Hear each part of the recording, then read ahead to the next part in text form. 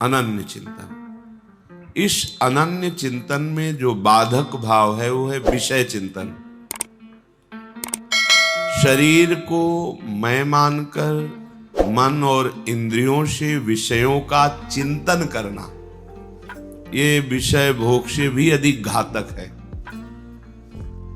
उपासक समझ नहीं पाता है, उसको लगता है क्रिया तो हम कर नहीं रहे, पर जो क्रिया करने से अंतःकरण गंदा होता है उससे भी अधिक गंदा अंतःकरण विषय चिंतन से होता है। हमारे हृदय में हर समय दो वृत्तियां जागृत रहती हैं, एक रागात्मक और एक द्वेषात्मक। इन दोनों को जो मिटा देता है वही महात्मा हो जाता है। इन दोनों को जो मिटा देता है वही भगवत प्राप्त हो जाता है। अध्यात्म इन दोनों को मिटाने के लिए है, राग द्वेष दोनों को। अंदर से देखिए, जब आप प्रयास करते हैं तब भगवत चिंतन में वृत्ति लगती है, नहीं छोड़ दें तो दो ही जगह वो रहेगी, कोई अनुकूल विषय कोई प्रतिकूल विषय, अनुकूल व्यक्ति प्रतिकूल व्यक्ति, बस वही राग द्वेष का चिंतन, अच्छे बुरे, बस यही मिटाना हमारी साधना है। जब तक हमारे चिंतन का जो आधार है, चित्त के अधिष्ठात्र देवता भगवान वासुदेव हैं। वासुदेव अर्थात सर्वत्र विद्यमान परम तत्व। जब तक हमारा चिंतन एक एक वृत्ति के द्वारा प्रभु का नहीं होगा, तब तक अध्यात्म रस नहीं मिलेगा, अध्यात्म का जो आनंद है नहीं मिलेगा। अध्यात्म का आनंद अखंड प्रसन्नता, प्रसन्नात्मा। ये जो आपकी प्रसन्नता नहीं रहती, आनंद नहीं रहता, उसका कारण आपकी राग द्वेषात्मक वृत्ति है। राग वृत्ति हुई तो कामना, कामना दृढ़ हुई तो क्रिया, क्रिया हुई तो और कामना के संस्कार, बस इसी में हमारा जन्म चला जाता है। हम मन को शत्रु भाव से नहीं देख पाते हैं, मन को मित्र ही नहीं अपने को मन मान लेते हैं। तदात्म भाव, तन्मय भाव मन में। अब मन ने अनुकूल माना तो मैंने अनुकूल माना, मन ने प्रतिकूल माना तो मैंने प्रतिकूल माना, मन ने अच्छा माना मान लिया, मन ने बुरा माना मैंने मान लिया। यह है संसारी पुरुष का लक्षण। साधक उपासक मन की मान्यता को शास्त्र में देखता है कि शास्त्र सम्मत है कि नहीं, गुरु के वचनों से मिलाता है, अध्यात्म के सिद्धांतों से देखता है। यदि वो शास्त्र सम्मत, गुरु अनुकूल, इष्ट अनुकूल है तो उसकी बात मानता है, नहीं तो मन की बात बिल्कुल नहीं मानना चाहिए। अगर मन की बात मानते रहे तो ये इसी में फंसाते रहेगा। भगवान पे गुस्सा, गुरु पे गुस्सा, शास्त्र पे अश्रद्धा, ये सब लाएगा। आपको लगेगा कि परमार्थ में कोई आनंद ही नहीं, जबकि आनंद नहीं, आनंद समुद्र है जहां दुख का लेश नहीं है। तो हमारी आंतरिक सुधार वृत्ति चिंतन में होनी चाहिए। क्रियाओं में तो आप घेरे के अंदर हैं, समाज का भय है, कहीं ना कहीं कानून का भय है, प्रभु का भय है, कई तरह के भयों से हम बचे हुए हैं। पर आंतरिक चिंतन में तो कोई भय नहीं ना,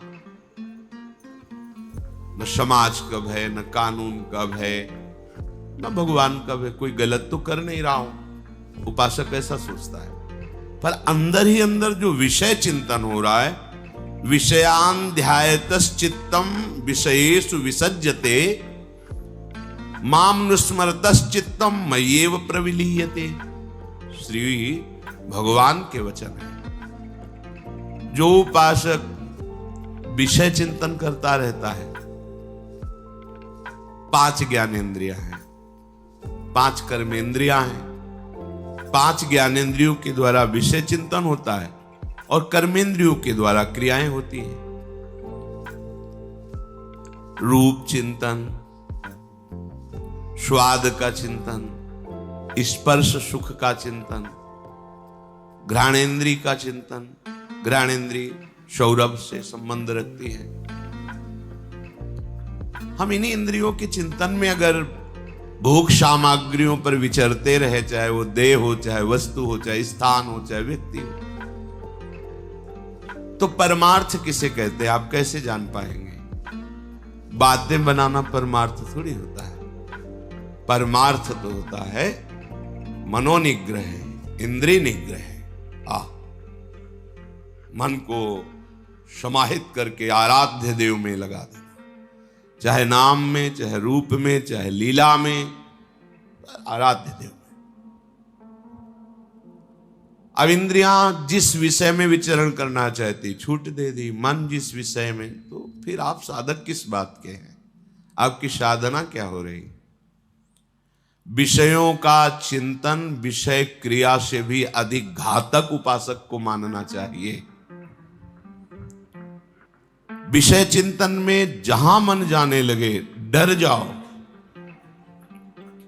क्योंकि रजोगुण इतना भयानक है कि कहीं कहीं तमोगुण से भी ज्यादा यह भयानक स्थिति पैदा कर देता है।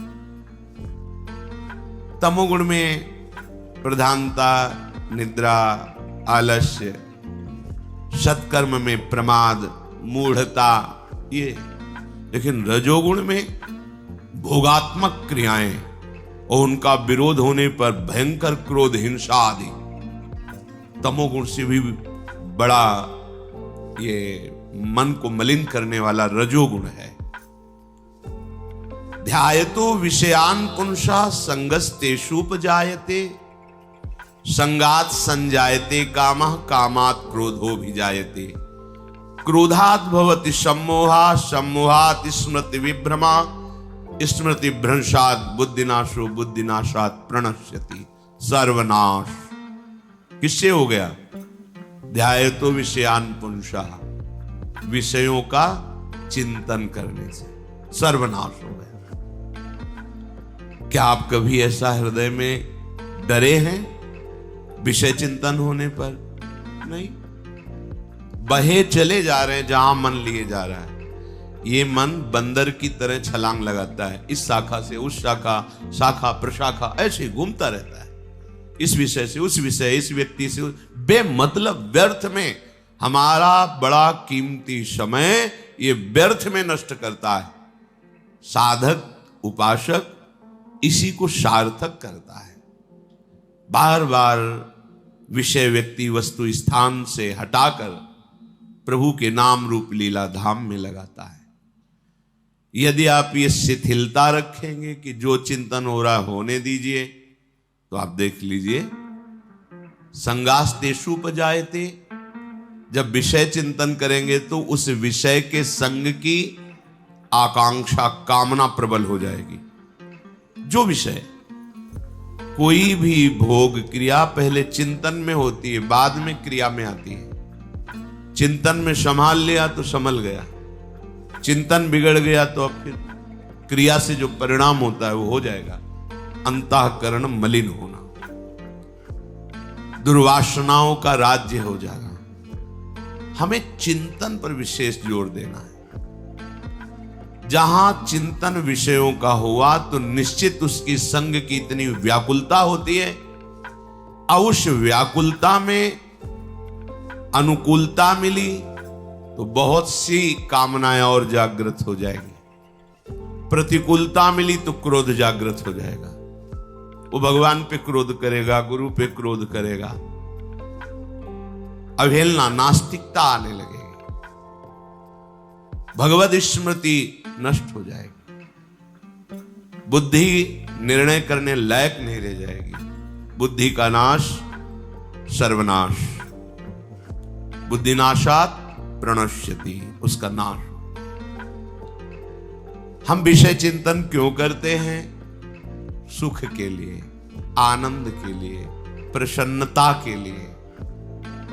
क्या किसी को आज तक सुख, आनंद, प्रसन्नता मिल पाई है? मिल पाएगी? मिल रही है? नहीं। क्यों? क्योंकि इसमें सुख है ही नहीं। श्री भगवान कह रहे हैं, ये ही संस्पर्शजा भोगा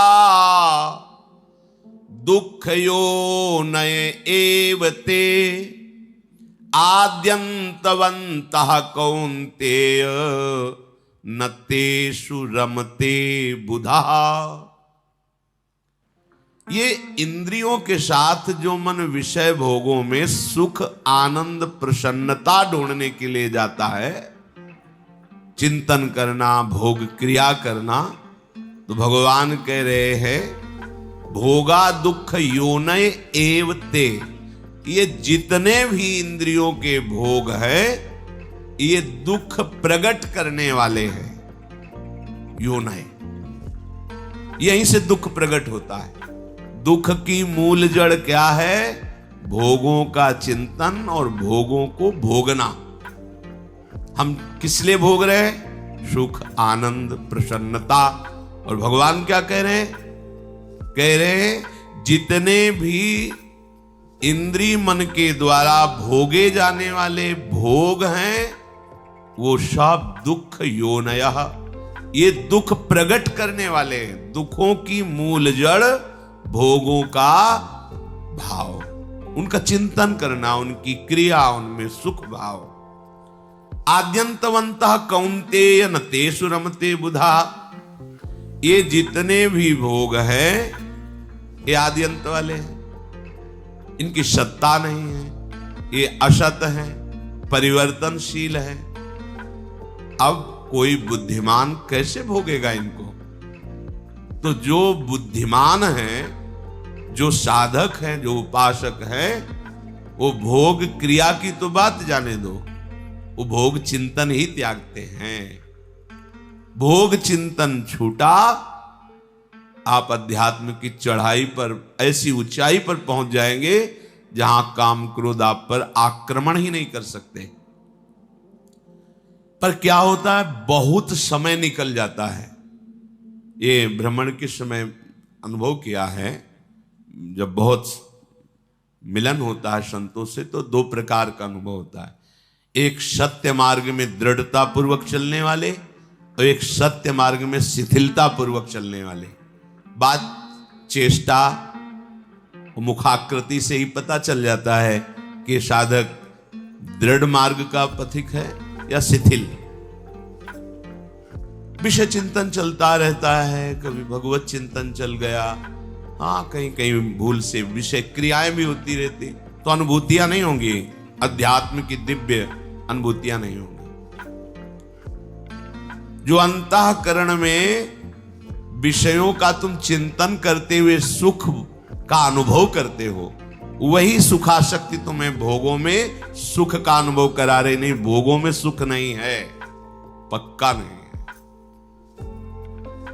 किसी आदमी को कह दिया जाए कि आपको 24 घंटे के बाद फांसी की सजा दे दी जाएगी और विश्व के जितने सुंदर भोग हैं सब एक महल में रख दिए जाए, स्वतंत्र हो, भोगो खूब आनंद से, 24 घंटे बाद तुम्हें फांसी में लटका दिया जाएगा। अब उस आदमी को डायरी और पेन दे दो कि हर भोग का अनुभव लिखो, क्या सुख है, किंचन मात्र कहीं सुख नहीं है, वो यही लिखेगा। क्यों? क्योंकि उसका चिंतन नहीं बन पा रहा भोगों का। चिंतन तो हो रहा है फांसी के फंदे का, अर्थात क्रिया भोग की है, भोग सामग्री का संस्पर्श है पर सुख नहीं है। क्यों? क्योंकि क्रिया में ही तो सुख का अनुभव कर रहा है। जो मंद बुद्धि है वो क्रिया में ही सुख का अनुभव कर रहा है। बोले नहीं, वो चिंतन नहीं है ना, इसलिए सुख का अनुभव नहीं। मतलब समझ में आया कि भोग क्रिया में सुख नहीं है, भोग क्रिया के पहले जो चिंतन में तुमने सुखानुभूति की, भोग की मूढ़ता के कारण, वही तुम्हें क्रिया में अनुभव आ रही। वस्तुतः ये ही संस्पर्श जाब होगा दुख योनय एवते। जितने भी भोग हैं इंद्रियों के, उनसे दुख ही प्रकट होगा, सुख नहीं। हम चाहते हैं परमानंद, अखंड प्रसन्नता, तो ये होगी भगवत चिंतन से। और करते हैं विषय चिंतन, जिसका परिणाम है अशांति, दुख, क्लेश, बंधन, जन्म, मरण, ये विषय चिंतन से। तुम्हारा चित्त ही बंधन और मोक्ष का कारण है। विषय चिंतन करने वाला चित्त बंधा हुआ है और भगवत चिंतन करने वाला चित्त जीवन मुक्त है। मामनुस्मर तश्चित्तम मय्येव प्रविलीयते। जो विषय चिंतन का त्याग करके सदैव मेरा चिंतन करते हैं, वो मेरे में तन्मय हो जाते हैं, मेरे में उनकी स्थिति होती है। हमारा मन, हमारा चित्त प्रभु के चिंतन में एक खास बात है अंदर की। आपका विषय चिंतन का जो प्रवाह है वो उल्टा हो जाए प्रभु की तरफ, अभी आपको आनंद मिलने लगेगा, अभी आप निर्भय होने लगेंगे, निश्चिंत होने लगेंगे, शोक करने की कोई गुंजाइश ही नहीं रह जाएगी, दुख का तो पता ही नहीं चलेगा। चाहे जितनी भारी दुख की परिस्थिति बाहर हो, आपका हृदय आनंदित रहेगा, प्रसन्न रहेगा। यदि आपने ऐसा सोच रखा है कि कभी भाग्य में ऐसा उदय होगा तो भजन हो जाएगा, अभी तो विषयों का भाग्य चल रहा है भोगने का, ये भाग्य से नहीं बदलता।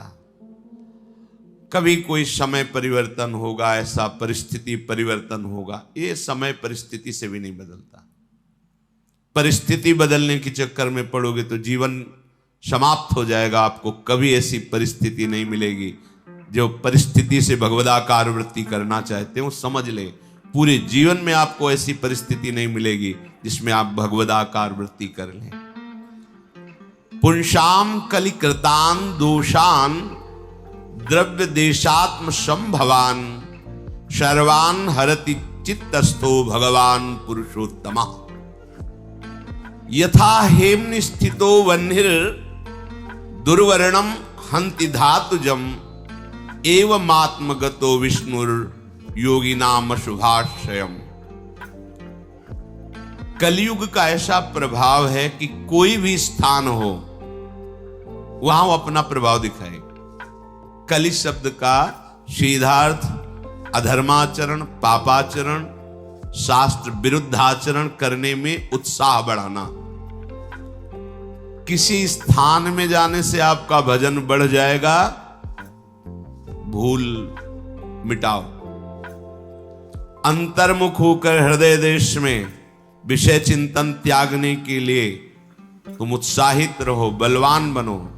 यही भजन होता है। यहां बाहर कहीं स्थान, सब जगह जहां भी जाओगे वहां कलयुग अपना प्रभाव फैलाए हुए है।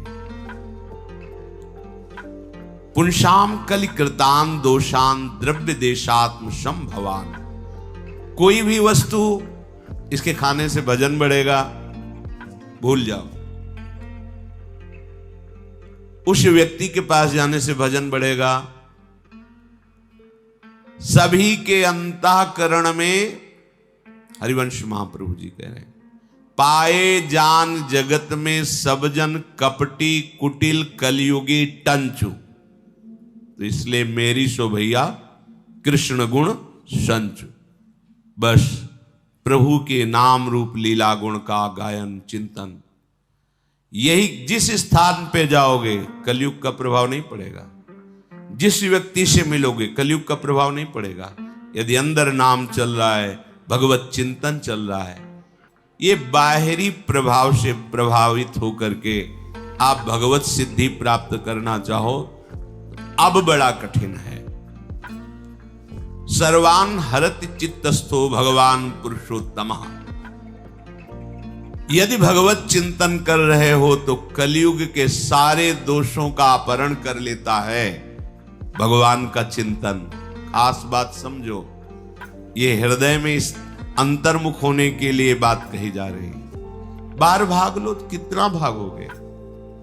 जहां भाग करके जाओगे, जिस यहां का राजा कलयुग है, इस युग में प्रायः भोग प्रवृत्ति, अधर्म प्रवृत्ति, पापाचरण, इसकी वृद्धि होगी।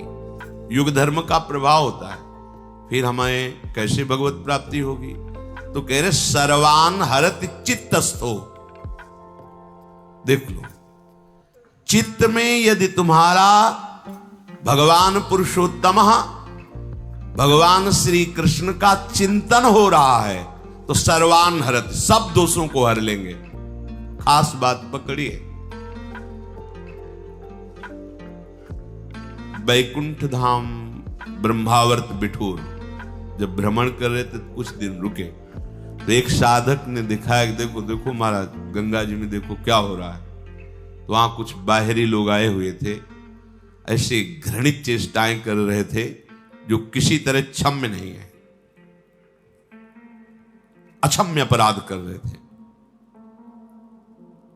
गंगा जी में अक्षम्य अपराध जनित घृणित लीलाएं, क्या हुआ? चित्त दूषित है। तो परम पावन भगवती भागीरथी में खड़े होकर पाप कर रहा है वो। कई बच्चे, कई ऐसे परिवार थे।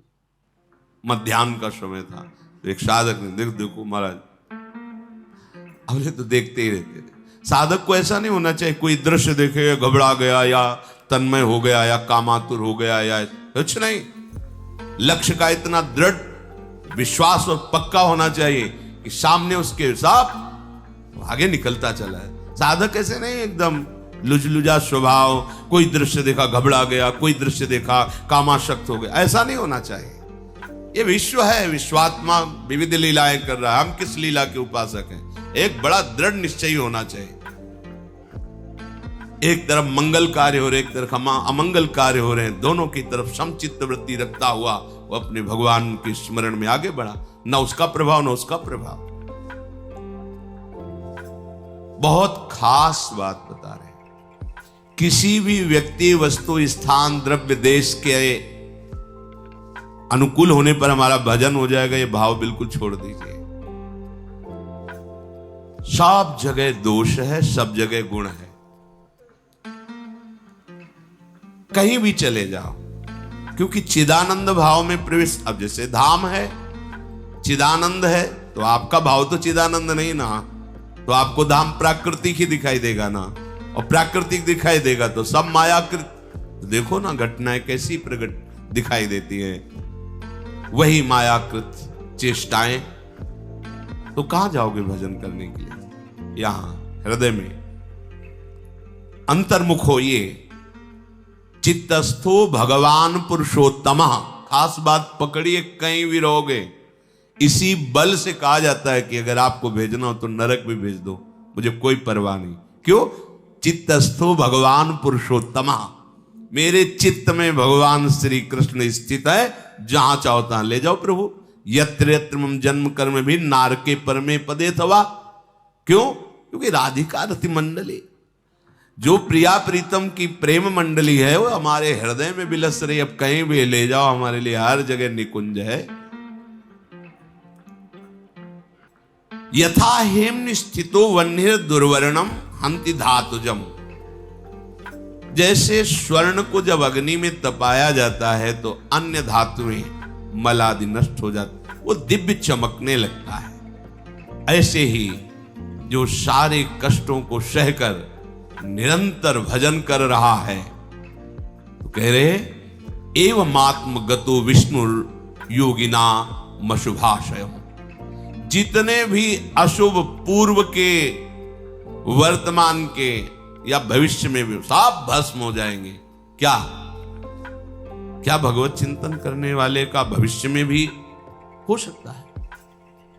इसीलिए आचार्य चरण कहते, तिहारे आगिले पाछले अपराध हरिवंश खेवी। तुम चिंता मत करो, तुम तो केवल चिंतन करो, मेरी शोभैया कृष्ण गुण संच। तय बालक ने भर्यो सयानप काहे कृष्ण भजत ने नीके। नीके ठीक से भजन करो। दूध और चावल का धोवन एक जैसा ही दिखाई देता है, पर परिणाम और स्वाद बल आदि में कहीं समानता चावल का धोवन नहीं कर सकता। अति सुमिष्ट तजीव सुरभिन पे मन बंधत तंदुल जल फीके। आचार्य चरण कह रहे कि कहीं कामधेनु गाय के सुंदर दूध को त्याग करके कोई चावल का धोवन पीना चाहे तो उसे बुद्धिमान कहा जाएगा क्या?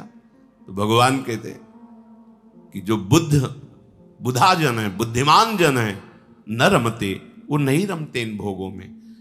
दूध और चावल का धोवन एक जैसा दिखाई देता है, पर अंतराय बहुत है। ऐसे ही भगवत चिंतन छोड़कर विषय चिंतन, ये सुख जैसा दिखाई देता है, सुख है नहीं।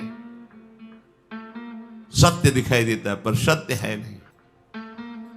मन बंधत तंदुल जल फीके, ये फीका तंदुल जल। महाप्रभु कह रहे हैं कि जैसे कोई मणि छोड़कर कांच बटोरे, ऐसे तुम्हारी बुद्धि हो रही।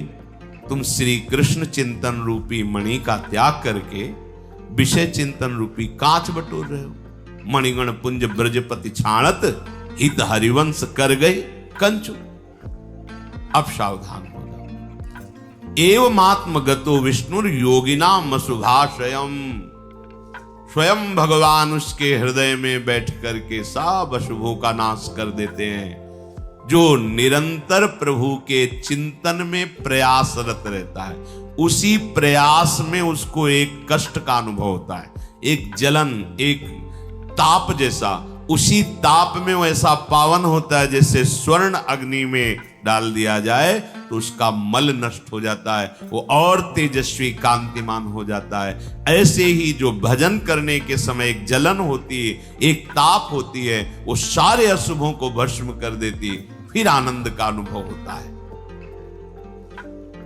जब तक आपके हृदय में राग द्वेष जनित विषय चिंतन है, तब तक आप इंद्रियों के गुलाम हैं। उसके शरीर इंद्रिय मन से ऐसे कार्य जबरदस्ती कराते रहेंगे ये विषय, जिससे उसे कभी प्रसन्नता का अनुभव नहीं होगा।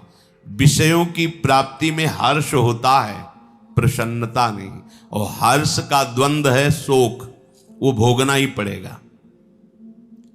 विषयों में जिसकी जिह्वा स्वादिष्ट पदार्थों का चिंतन करके भोगती रहती है, वो रसेंद्री के द्वारा भोगे जाने वाला भोग चाहे जितना सात्विक भोजन हो, तामसिक और राजसिक हो जाता है।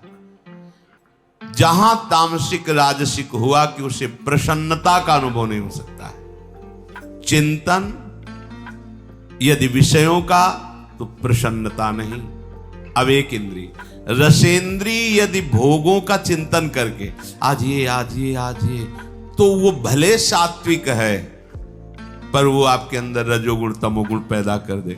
और जहां रजोगुण तमोगुण है, प्रसन्नता नहीं होती।